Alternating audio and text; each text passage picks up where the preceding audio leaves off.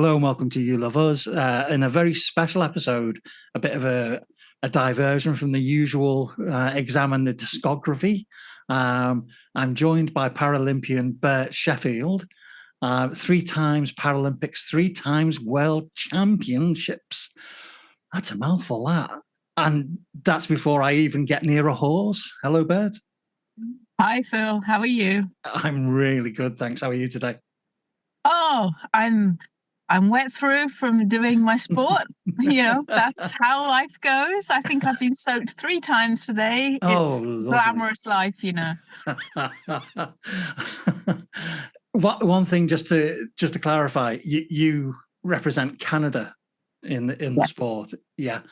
Go on then. You're in the UK, but you represent Canada. Well, my mother is Canadian, and so I'm Canadian via sort of hereditary, if that makes sense. I was born in Oxford, but I've always been a dual national, Canadian and British, and I chose to ride for Canada. Excellent.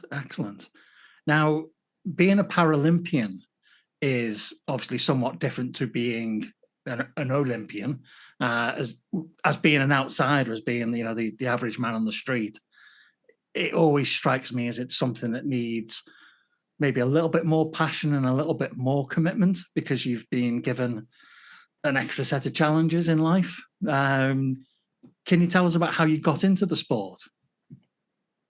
I'm really lucky. I was born into an extremely sporty family. Right. My father was a world champion skeet shooter. Oh, wow. And my mother was horsey and rode in eventing and dressage. And so I kind of was born into doing something sporty. Yeah. And I had the amazing advantage of, from the beginning, I've always seen elite athletes as being normal people with flaws that exist in a world. To me, they've never been particularly elite because they've always been around and about and meeting people that have been to the Olympics, world champions, Olympic champions, Commonwealth competitors. People like that were always just around. Yeah. So I guess it's not had the mystique for me that for some people it would have. Yeah, I can imagine that. And so when I found what I was passionate about, it seemed obvious to me that I would want to work hard, really apply myself to it and go and do it, rather than being intimidated by the task ahead. Yeah. Okay. So what was it then that? Sorry, this is the again the man on the street question. What is it that makes you a Paralympian? Okay, so I was about 14 when I started to have really quite significant health troubles. Right. I developed epilepsy, and from the epilepsy, I became extremely unwell from the drugs that I was put on for the epilepsy. And then shortly after having a significant medication malfunction, I started to develop symptoms that would later become rheumatoid arthritis. Right. So at the time, they couldn't work out what was going on and why. And then by the time I was 20, they diagnosed me with rheumatoid arthritis. Ouch. So that's how the disability came about. And it kind of changed my life, but it also has enabled me to have some really incredible experiences. When you became so poorly, did the presence, because we spoke very briefly and I said that I know nothing about horses apart from the fact I feel peace around them. Did that help at all? Did that give you any kind of solace that you could be so close to them? To be honest, not really. Oh, right. Okay. Yeah. Not really at all, because I was already riding horses and competing with horses and very involved in that world. Yeah. And then suddenly I was epileptic and having really quite dangerous experiences around the horses. Ah, right. Yeah. And trying to continue as though nothing was going wrong when in fact it was going extremely wrong. And for about 5 years, I actually came away from the horses. About 4 or 5 years, I came away from the horses because I had to come to terms with what was going on. Yeah, I was in a right bloody mess, I think, is the technical term. That's the medical term. I'm sure there's some Latin long word for it. Yeah, right bloody mess, I think. And to be honest, it was when I was in hospital, stuck in a pediatric unit, around screaming children, which, you know, when you're used to an outdoors life and you're used to being around adults, and then suddenly you're around screaming ill children and you're stuck in a hothouse environment. It was actually then that I think I picked up my first copy of, I think it was Select magazine or Vox or Enemy. I can't remember exactly which one it was. And I started to be aware that there was this whole other thing out there away from sport and horses and school. Yeah. And I kind of discovered the Manics through being stuck in a hospital. Wow. And the struggling I was having to come to terms with, first of all, my head had packed up. Yeah. And then secondly, my body was packing up. And when you've been somebody who's always been top of your class academically and very good at what you do with your body and to suddenly, you know, your head's screwed up, your body's screwed up, nothing's working, you're behind at school because you're not going to school because you're that's all messed up. You're all of a sudden you're completely at sea. And then I kind of came across this band that were talking my language. They were eloquent. They were creative, and they weren't doing the woe is me whining that some of the other bands were doing.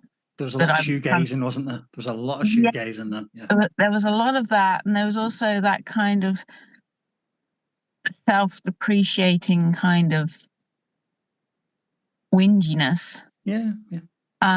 But the Manics didn't do that.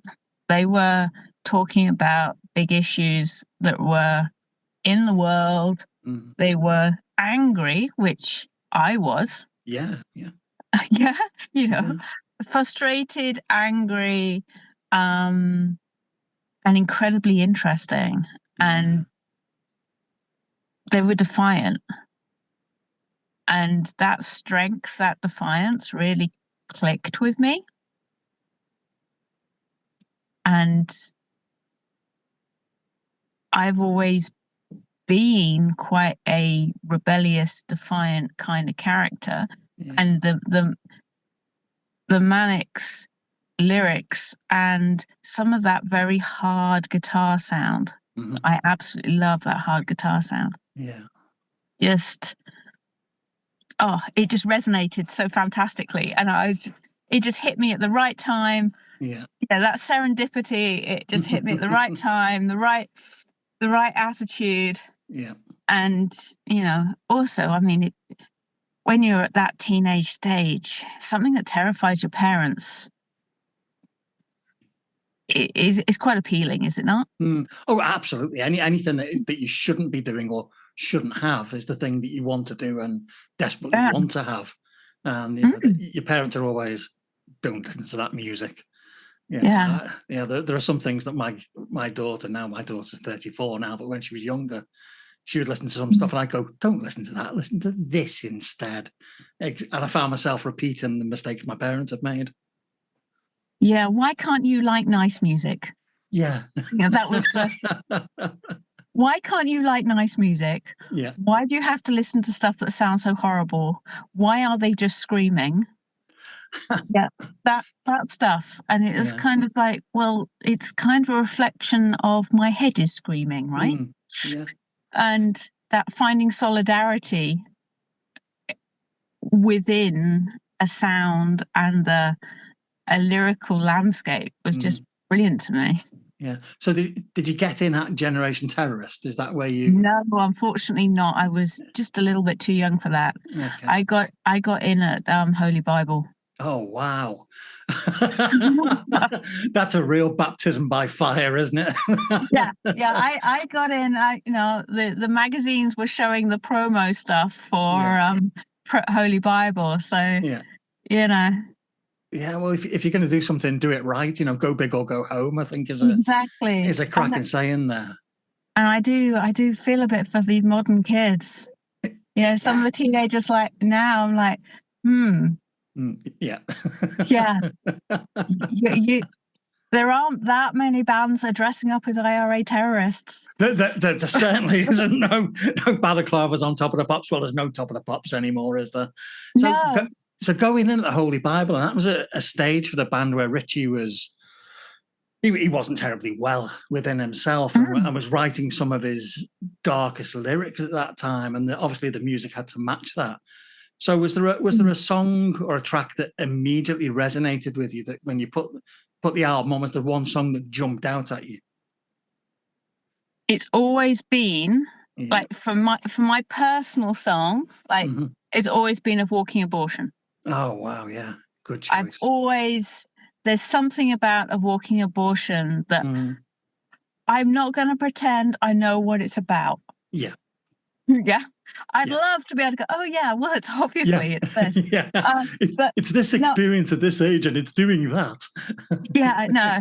It was just, I know Of Walking Abortion has always been one of the ones where I just there's something about it that just resonates. And I felt like my life was being aborted. Yeah, I can imagine. In a kind of I was kind of a living dead person. Yes, there's a Rob Zombie song in that. There is somewhere, yeah. Yeah, but you know what I mean. But it's that almost like I've been shown a life and then it's been taken away, and I'm a shell within that. Yeah. And there was that, but I guess the Holy Bible has always been my album, if you like.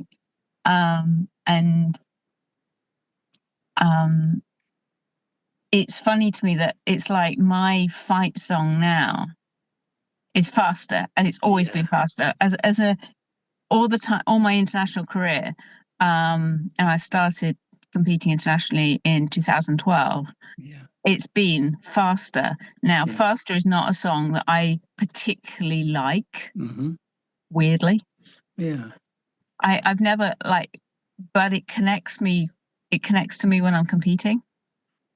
It's a very foot to the floor song, isn't it? There's no mercy, there's no break. It's aggression, which breeds, adrenaline. Yeah, but it's also it's a very much an underdog song, isn't it? Oh, very much so. Yeah. It's punching up. Yeah, definitely. And as an athlete, it's much healthier to be punching up than trying to claw onto something. Yeah. And it's that whole kind of it basically is, you say I'm shit, I'm not. Yeah. I know I'm not. You've underestimated me. I've got something important to show the world. Yeah. And that, I'm sure there are fans that will disagree with me, but that's my take of Faster, is just the whole time it's going against an authority and saying, I'm more than I am more than you think I am. You're underestimating me. Which is, it's one of those big things that is thematically within the Manics work anyway. From starting off in the mining, economies that were dying. Nobody expected people to come out of there and to achieve anything, and they've always punched up. Yeah, and that's, I guess, something that I really value.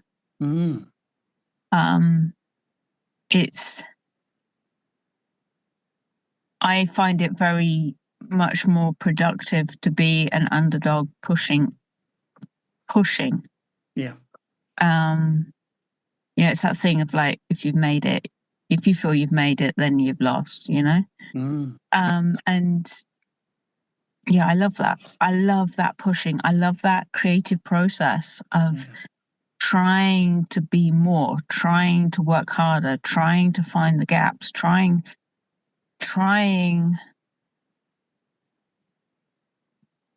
to go further than anyone expects of you, or even you expect of you.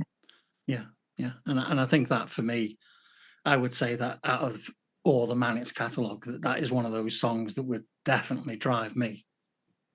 Because for me, it's my favourite track off the album. Okay. Because I was lucky enough. I'm lucky enough or old enough, take your choice, to actually have got in at Generation Terrorist and felt that whole punky ethos with them and seen them grow. So I love everything they've done to varying degrees. Some things I like, some things I can maybe skip over once in a while. Yeah, I've sort of like went back through the catalogue. It's like I met them at the Holy Bible, and then I went back through, and I mean, I love Bear to Wear, but it doesn't have the same motivational driving quality for me. Yeah. And people don't expect a dressage rider to want that. No, I find stationary and calm and poise. Yeah, and we're supposed to listen to Queen and ABBA. That's what we're supposed to. There is a whole stereotype within the sport that they like ABBA and Pirates of the Caribbean soundtrack, and if you're going wild, you get to like William Orbit. Easy. Yeah, I know, and classical music. But for me, people don't, with the sport, it's a judge sport. It's a bit like doing ice skating or ice dancing or something, or one of those kind of sports that are very aesthetically driven and all the rest of it. But if you don't know anything about the sport, we have like a set choreography that we have to ride, and the judges judge the movements of that choreography. Yeah. And you can either see it as you're competing against the other riders, or you can see it as you're competing against the choreography. Right. Yeah.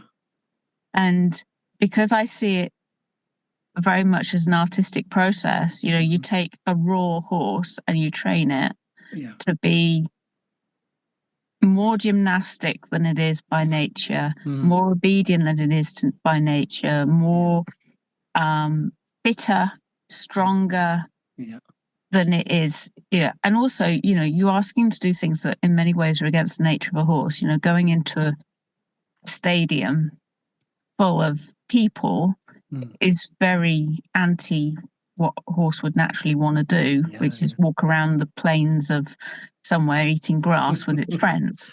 And we, a horse is basically a half-ton bunny rabbit.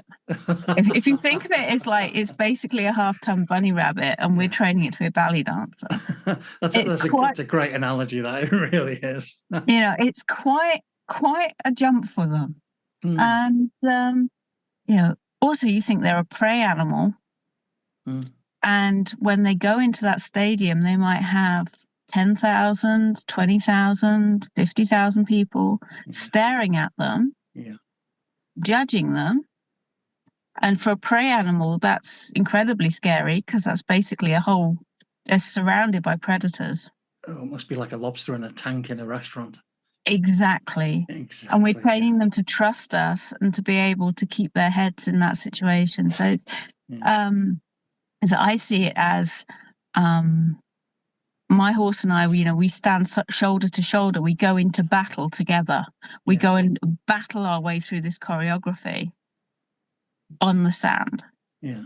And that the music of something like Faster is that like battle tune, if you like. That's incredible. Yeah.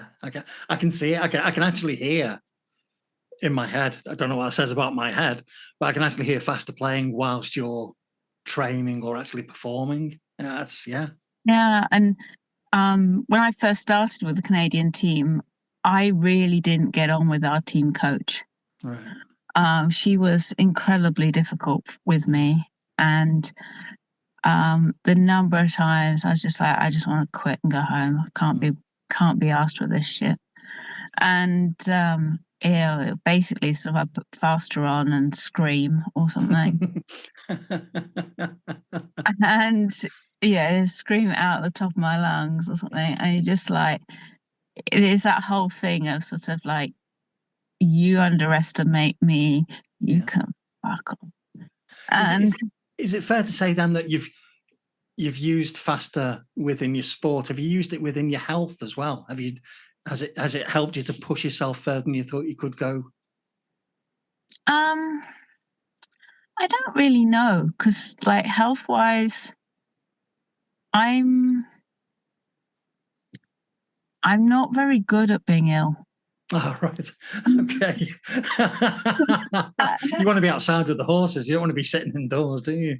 Yeah. I mean, my whole thing is like, well, if I let myself not do it today, then there's no guarantee I'm going to be able to do it tomorrow. So I might as well just get on with it. Yeah, fair call.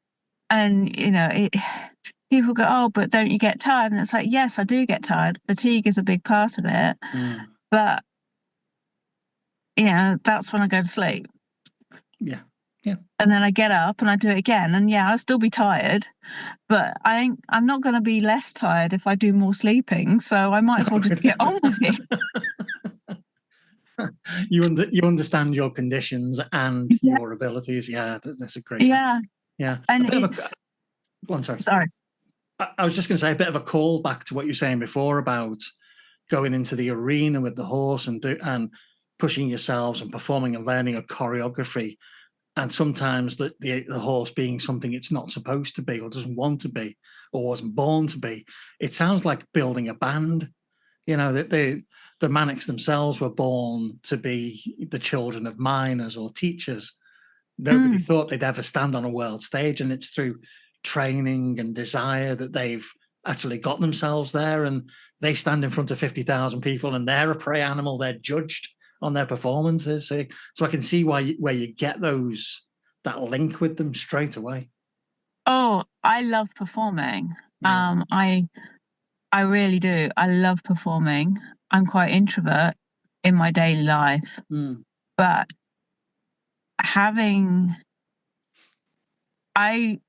one of the things I did when I got sick was I actually picked up a guitar and I started learning guitar, and I played in several bands. But then my hands got too bad for me to play. And the frustration, and I mean, physically, it hurts to play guitar with RA, but it's the mental pain of not being able to do something that you want to be able to do was too much. And I've still got one of my guitars. But I ended up with a few. As you can see behind me, they have this tendency to breed, don't they? They do, don't they? Yeah, I'll just have one. It's the kind of, you have to have a white Les Paul at some point. I had one and I sold it and I regret it. Sacrilege. I regret it. I really do. But I'm sure at some point I'll convince myself to do it again. go down that route. Yeah. So what's your relationship like with the rest of their albums and the rest of the music? Are there any particular tracks that stand out for you? I've never managed really to connect with much that's gone. Jennifer Plague Lovers, I connected with a bit. But Everything Must Go. Yeah, okay. It's all right. Yeah. And, I enjoy it. Yeah. Yeah. But it's not my album. Yeah. And This Is My Truth. Yeah. Some of it. I sound like I'm not a fan, but it's actually the first 4 albums. Yeah, much more. But then, you can be a fan, and you can be a fan extremely passionately of part of their career. I don't think that you have to consume and adore everything to call yourself a fan. Yeah, I mean, it's like when something Manics comes on the radio or something, I'll always be like, yeah, and I'll be singing it. Yeah. Badly. Badly, aggressively, unashamedly, emotionally, which is what annoyingly counts to the rest of the world. I will be singing it, but I won't be like, oh yeah, I really like. Yeah. I'll probably go, oh yeah, I must put the Holy Bible on. You're the first person I've ever spoken to who came in at that level. Okay. Because for me, coming in at that level, I wouldn't. I don't know whether I'd still be a fan if I'd come in at that level, because that album scared me at first. I think if I'd been less naive, I think it would have scared me. Yeah. But I think I had that naivety that kind of came in and went, oh yeah, it's music and it's political and it hurts. And, and it kind of led me towards also like 9 Inch Nails and stuff like that. Yeah. And I ended up, I was pretty goth for my teens and my 20s. Yeah. Which again, when you're a dressage rider, you're not supposed to be goth. Maybe they could do a special section for you. And now with the eyeliner, here's Bert. Well, you say that. I'm actually known in the sport for my lipstick. Oh, right. Okay. Do you wear very bright colours? I wear very bright, very dark, sort of blood red lipstick. Because for the Canadian team, we wear black jackets. We wear black boots, white breeches, black jackets, black hats, and the black jackets have got the Canadian team crest on them. And obviously, it's pretty maple leaf heavy where we can, and I tend to go for like a maple leaf red lip, because there's not much you can do to sort of have individualism within the uniform, if you like. Absolutely. And I've been sort of told by numerous of the judges and numerous times, we don't like your heavy metal music. I'm going, yeah, it's not heavy metal. And we don't, sort of like, you have to kind of have a slight air of respectability. And so I went with sort of like, bright red lip. Are you going to tell me that's not respectable? Well, Nicky Y would, I'm sure he'd agree and appreciate the bright red lippy. Yeah. Pity you can't throw a feather boa on as well. That would look quite nice as you do in the choreography. I did do a demo ride for one of the big showcases.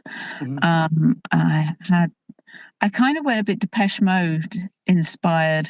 And I think I had a great big sort of purple Michael Stipe style stripe across my face and black eye makeup. And it was quite heavy. But it all adds to who you are and why you're doing what you do.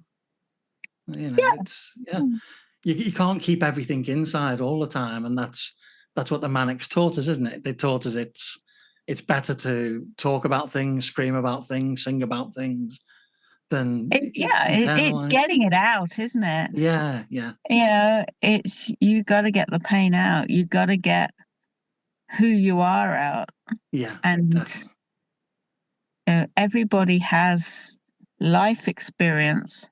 Mm. And if you deny your life experience, it eats you from the inside out. Totally. And the Richie wrote about those very subjects. And it's the Holy Bible is essentially those subjects, isn't it? It's it's why is my existence? Woe is my existence. It's a bloody brilliant album. It took me a while to appreciate it because it did scare me at first, but now it's almost like I find it quite easy to listen to now. I'm not trying. I just want them to re-release If White America. Yeah. What a perfect time. What a perfect time for it.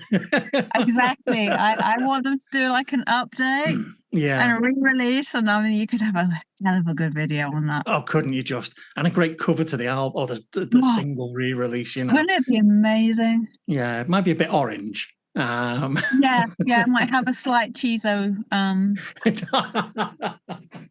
theme. Oh, that dust, the Cheeto dust across it. Yeah. Yuck. Okay.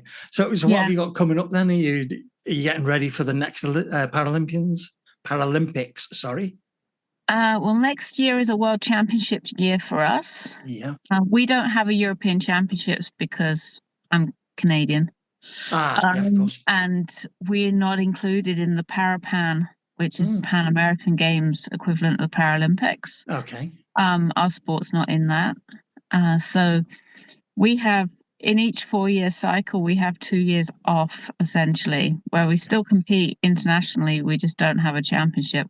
Okay. So this year has been one of those years where we get to sort of consolidate things and try things out, and the pressure is different. The pressure is about learning rather than polishing, if you like. Yeah. So that's been this year. And then next year we've got a World Championships, which is actually in Germany. So that's really nice because it's not too far away. And then in 2028, we have the Los Angeles Olympics, Paralympics, assuming that Trump hasn't blown the world up again. He hasn't changed the visa rules again. Oh, you don't. We had the World Championships in 2018. The Canadian team manager had to spring my groom out of immigration because they picked him off. Wow. At that point, and they weren't going to let him in. So that was great. Charlotte Airport, my groom gets picked up. Wow. Because athletes and their support teams are obviously known for being international criminals, aren't they? Oh, yeah. And I mean, obviously, a guy from the UK wants to be an illegal immigrant into America. And working for the Canadian team is the route they would choose. Yeah. Oh, God. Accused of stealing the jobs of, poor Americans. It's like, well, no, he's doing a highly specialized job looking after a horse that's traveling from the UK. Yeah. That's not a job for the American, just anyone. Yeah. So the Paralympics in 28, assuming good old Donny doesn't screw things up for us. Yeah. That's a lot to aim for, isn't it? Yeah, and I'm really fortunate. I have a fabulous younger horse coming through, and he should hopefully, all being equal, he will get experience. He's had experience this year in a fairly low-key way, and then next year he'll get more experience and then do the Worlds. That's the plan. Of course, we still have to be selected and, get the scores and reach criteria and all the rest of it. And then he'll be moving on his journey, hopefully, towards LA. Fantastic. How many times between now and 2028 will you listen to Faster? Well, I think I've got about 7 or 8 international shows booked for next year, and I've still got one this year, and we compete 3 times at each show. And that maths is adding up. Yeah, it was, and that's the minimum number, you see. Yeah. And then you got me driving the truck at 2 a.m. across Germany, and it'll probably be a toss-up between Faster and something Rammstein at that time in the morning. Yeah. Well, you have to play them there, wouldn't you? It'd be rude not to play them there. Yeah. Of course, my poor groom. Yeah. The groom I've got at the moment, she's very sweet, and she's 25, and she struggles a little bit, I think, with my crazy old person music. It's just a different time, isn't it? When those songs came out, life was different. Absolutely. I think that's the way to look at it, and there were different values and different objectives in life. Absolutely, we were all. Things were very different. Yeah. But I think we might be heading back to a highly political time. I think you're right. I think we are. I think bands like the Manics are more important now. I think the ability for people who are fans over a long period will see the change, the decline and fall of the political system, of how our country's faring, how other countries are faring, and we'll be able to mark those by songs we've listened to and say, oh, that was when Tony Blair came into power, or that was when I know David Cameron came into power, and we felt sick even more and more and more. But yeah, I think I can't actually think of what songs were around when David I don't know. And see, the problem I've got with British politicians is that I just don't trust any of them. And maybe Yes is the right song to play for them all. It is. Yeah. It could well be. Yeah.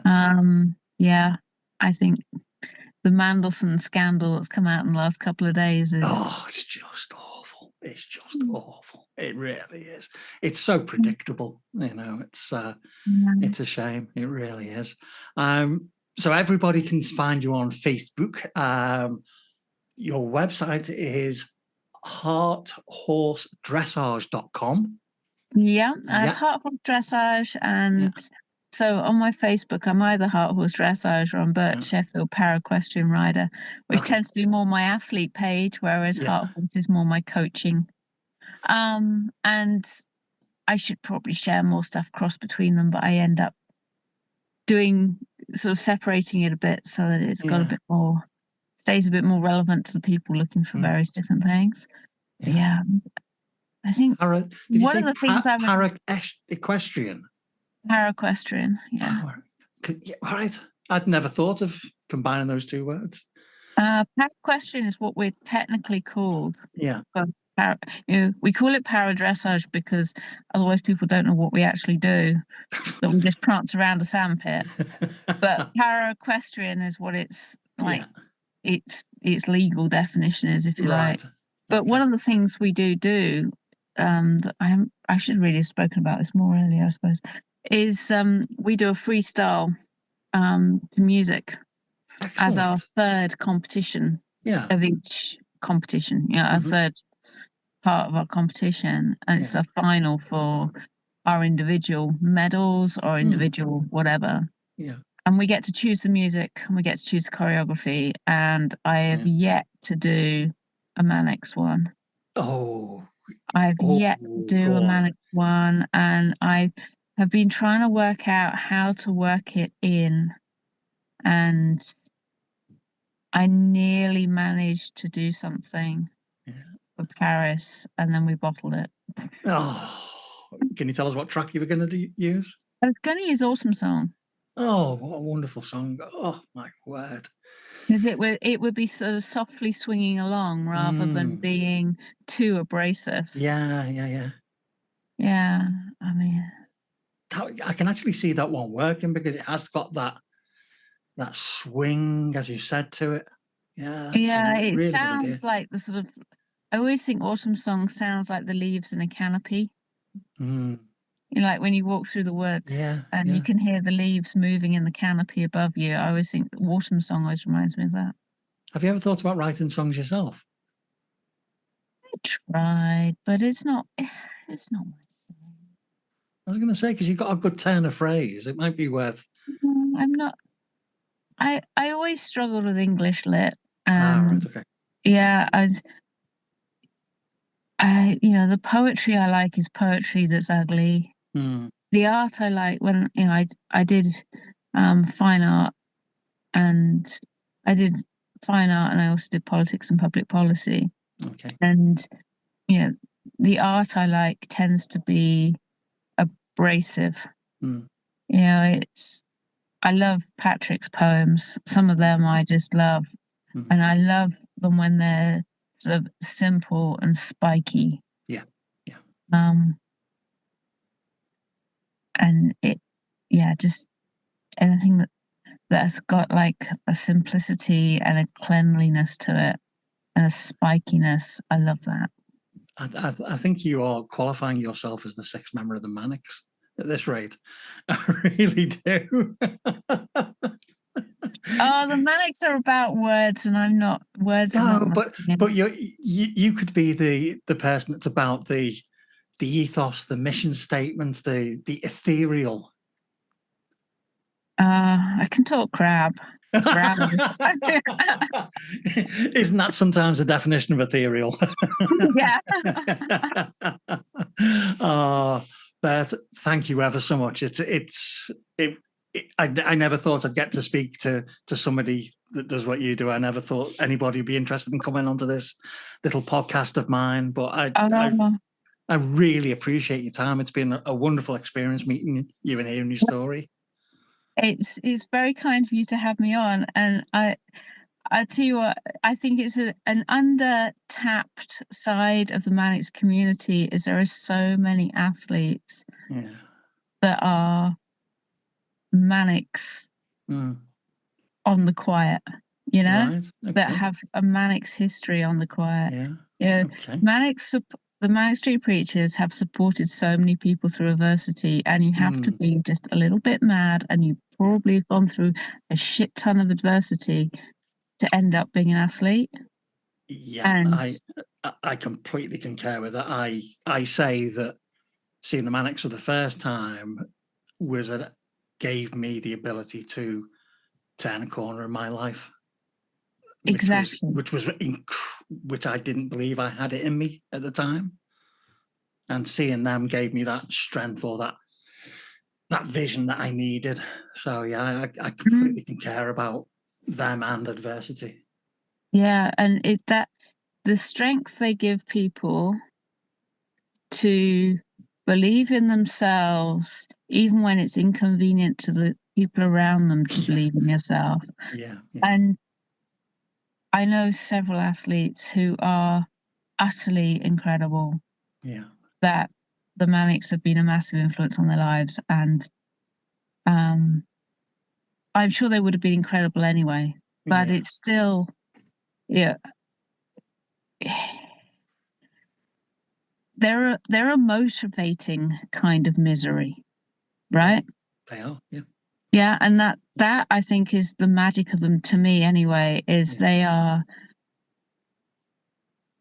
dug themselves out of a hole. Yeah. And they did it over and over again. Yeah. They dug themselves out of Blackwood. They dug themselves out of the problems that they were having with the music press. They dug themselves out of the problems after Richie went to wherever Richie went. They reinvented themselves, they dug deep, and they keep doing it. Yeah. And isn't that what we all need? It's a life lesson. It's a life lesson to all of us that we can achieve pretty much anything as long as we believe in ourselves and we say on the days when we're not okay, it's okay not to be okay.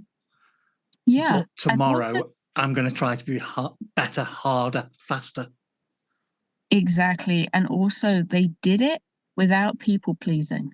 Yeah, that's the The key bit thing, isn't it? you Yeah, know, yeah. that's one of the things I love. They did it on their terms. They did it their way on their terms. Yeah. You know, they didn't go, oh, I need to be like other people that are doing what I want to do. They did it in a way that had authenticity and meaning to them. Yeah. I do sometimes wonder if Sean didn't always get the same authenticity as the others. But then again, you also see that they let Sean be Sean. And that's the key to the band, isn't it? Yeah, exactly. Yeah, Yeah. they are 3 or 4, depending on whether Richie's on the stage or not. Yeah. And they are 3 or 4 individuals, but together they make a band. And exactly. That's why the fans stay with them. You know, the fans stay with them because they are beholden to nobody. That they say it's okay to be king in your own empire. Yeah.